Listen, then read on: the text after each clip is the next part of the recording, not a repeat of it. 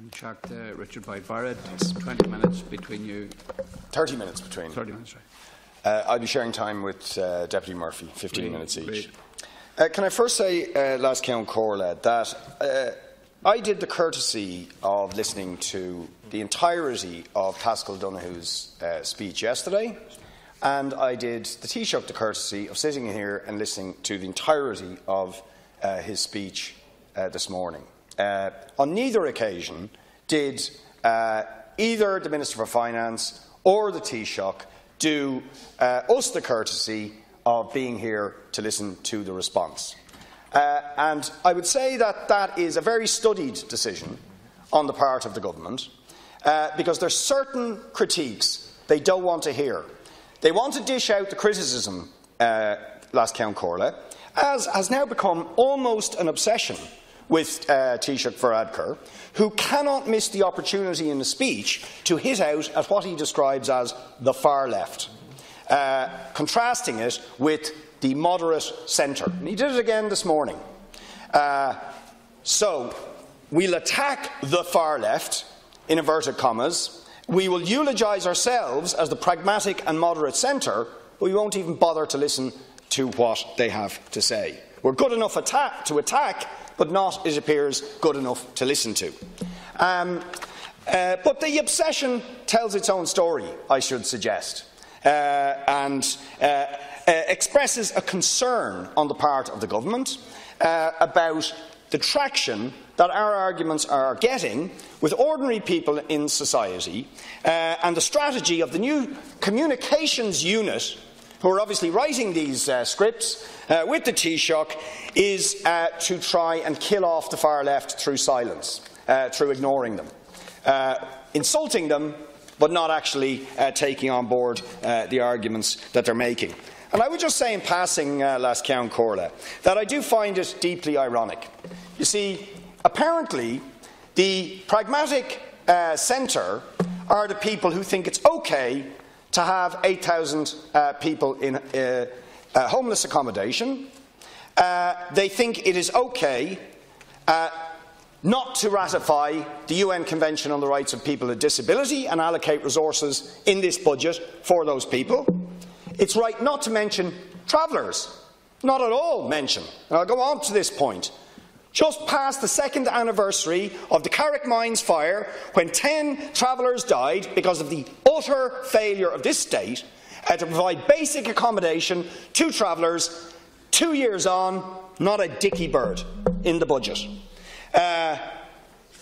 And you can go through the list of the poor, the young people disadvantaged in homelessness, students, nothing for them, third-level students, with inadequate grants, suffering from student poverty, paying fees they can't afford, nothing.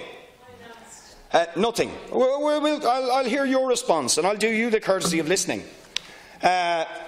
So I just make that in passing. Now, I said a lot about housing over the last couple of interventions on this budget, so I won't repeat the points, except to say I really wish the government would wake up to the new development that is happening, that we don't even have a hotel accommodation, never mind emergency accommodation, never mind council houses.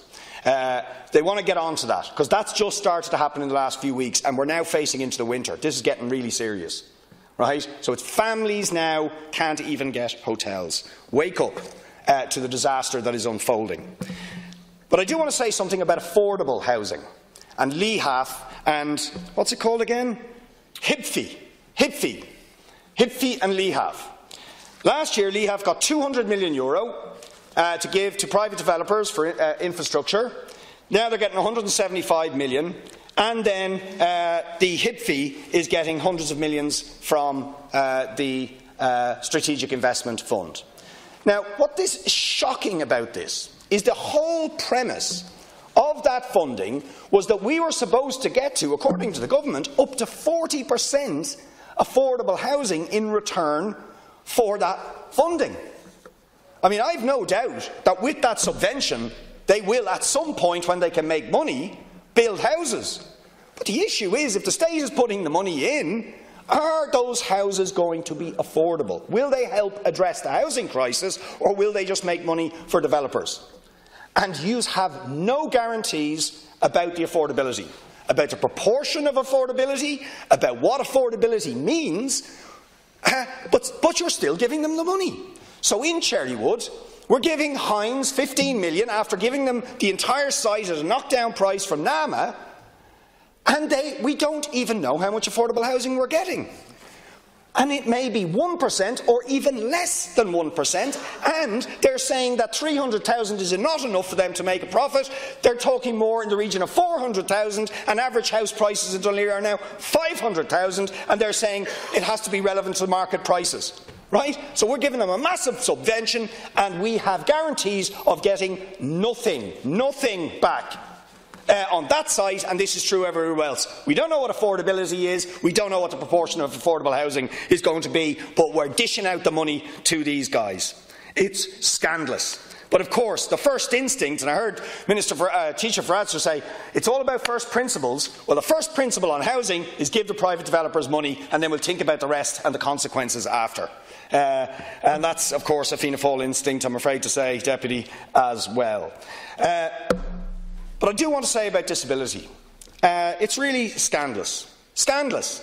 The DFI, John Dolan, others from the community affected by disability are outraged at this. They're outraged that you broke your promise to ratify the UN CRPD. Broke that promise, supposed to happen last year, still no commitment to do it, and then what do we get in the budget? 15 million extra in the health budget for children with disability, nothing else. Against a background of really a disastrous situation. Consistent poverty for people with disabilities has risen from 14% to 20%, 22% in 2015 alone. Nothing in the budget about personal assistant hours, nothing in the budget significant about home supports, nothing about the 7,600 people with disabilities on the housing list. If all of the new social housing units that the government say they're going to build next year were given to people with disabilities, it wouldn't even meet half the need, just for the people with disabilities. Completely ignored. Completely ignored on what is an absolute crisis for them. Chronic underfunding of assistive technologies for people with disabilities, and the list goes on. Shocking omission of one of our most vulnerable groups. Travellers, not a mention, as I said, not a mention. 90% cut in the austerity years to traveller accommodation, 2 years after tears were shed in this House about the deaths in Carrickmines, the shocking, unacceptable deaths because of the disgusting conditions the travellers are forced to exist in. Not a cent. Nothing for traveller education, which was also cut during the austerity years. Shocking. Childcare. And I really hope the journalists are listening to this one, because a little bit of maths needs to be done. Now, I don't promise to know all the answers, but last year, what was the big ticket item on the budget? Much fanfare about it. Was the childcare scheme, Catherine's opponent's childcare scheme, which was supposed to begin in September 2017, where there was going to be a significant assistance for the extortionate costs of childcare, running at about €1,000 a month for working families. Last year, for a programme that was supposed to start in September of this year, 35 million was allocated for September to the end of 2017. 35 million for a third of the year. This year, the extra allocation is 20 million. Now, that doesn't add up. That doesn't cover the year. If 35 million covered September to the end of the year last year, then the full year allocation to meet the requirements of the scheme would have to be 105 million. It would have to be. Unless, of course, the scheme's not working at all, or you're backpedalling from the scheme, that we're not really bringing it in at all. I think the budget wording was, we're taking a step towards it now. So we're not introducing it in September 2017, we're taking steps towards it. And of course, the reason that may be the case, and it may be the case that the allocation is inadequate, is because actually your reliance on private childcare providers can't deliver. They don't have the capacity, and in any event they're not required to actually provide the places. That's what's happening. Failed scheme. Failed scheme or not enough money allocated. Both, I would suggest. What about students? What about students? Registration fees of €3,000. Average cost for a student to go through a year at third level, according to USI, €11,000. What are the grant levels, which have remained unchanged? The standard grant, $3,000. $3,000 against costs of $11,000 and registration fees. And this is the government that are the sensible, pragmatic people who want a sustainable economy, want to create jobs. You think you can do that? If our students are existing in poverty, if many of them are disbarred from education because they can't actually afford to go into third level, or because post-grad grants to further upscale people's education level were cut. No restoration of those. Or charges for apprenticeships. No cut in that. The environment. Climate change. I mean, really, this is a joke. This is an absolute joke. Now, anybody knows that if we are to meet the targets, if we are to deal with runaway climate change, we have to massively increase the use of public transport. Everybody knows that. Where are the measures to do that? None. They're just not there. How are you going to increase the use of public transport and get people out of their cars? It's just not there. Because this level of subvention is pathetically low and fares are too high. They're prohibitive, punitive. And in fact, some of your policies in terms of bus services in the rural areas have actually cut back bus services to towns and villages and suburbs. That is not going to cut it.